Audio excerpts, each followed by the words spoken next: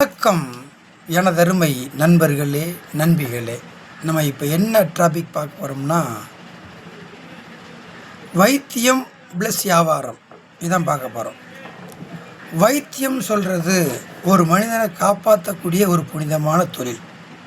ஆம், ஒரு மனிதனை முடியாமல் இருக்கும் பொழுது, அல்லது நோய்வாய்ப்பட்டிருக்கும்போது, அல்லது ஒரு கையோ காலோ ஒரு உடம்புலையோ அடிபட்ட போது அவனை காப்பாற்றுறதுக்காக பயன்படுத்தப்பட்டது தான் இந்த வைத்தியம். இந்த வைத்தியத்தை முதல்ல கண்டுபிடிச்சவர் தமிழ் அகராதியில் பார்த்தீங்கன்னா அகஸ்திய மாமுனிவர். இந்த அகஸ்திய மாமுனிவர் வைத்தியத்தை கண்டுபிடிக்கும் போது எல்லா பச்சிலையுமே பேசுமா. அப்போ அந்த பச்சிலை பேசும் பொழுது நான் என்னத்துக்கு பயன்படுவேன் அப்படின்னு சொல்லும் பொழுது இவர் அந்த இலையை எடுத்து அதை பிடுங்கி அவிச்சு சூரிய படம், மண்ணுக்கள் பதிச்சு வைக்கிற படம், பூமி படம் இப்படிலாம் போட்டு தான் அந்த வைத்தியத்தை உருவாக்கியிருக்காங்க. உருவாக்கி அந்த வைத்தியத்தை பண்ணியிருக்காங்க. அது பொதுநல சேவையாக பண்ணியிருக்காங்க. இப்போ அது என்ன ஆகிப்போச்சுன்னா, வியாபாரம் அப்படின்னு சொல்லி ஒரு கோட்பாட்டுக்கு விஞ்ஞான இதில் வந்துட்டு. எனக்கு தெரியவே எங்கள் அப்பா இந்த கால் கை அடிவட்டவங்க நொடிவட்டவங்க சுருக்கு வந்தவங்களுக்கு எங்கள் அப்பா இலவசம் வைத்தியம் பார்ப்பாங்க.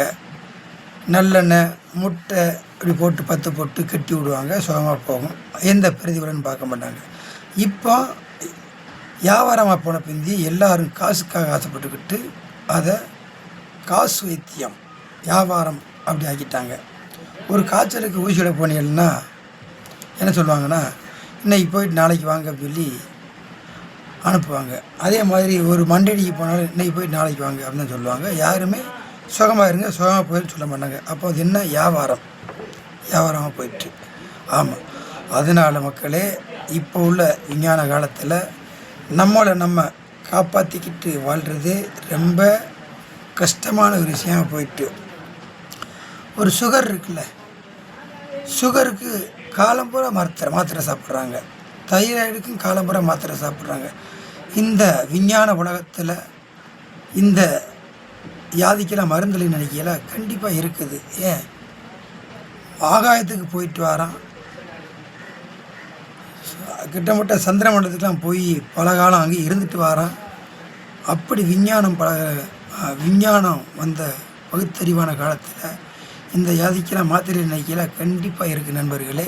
ஆனால் கொடுக்க மாட்டாங்க.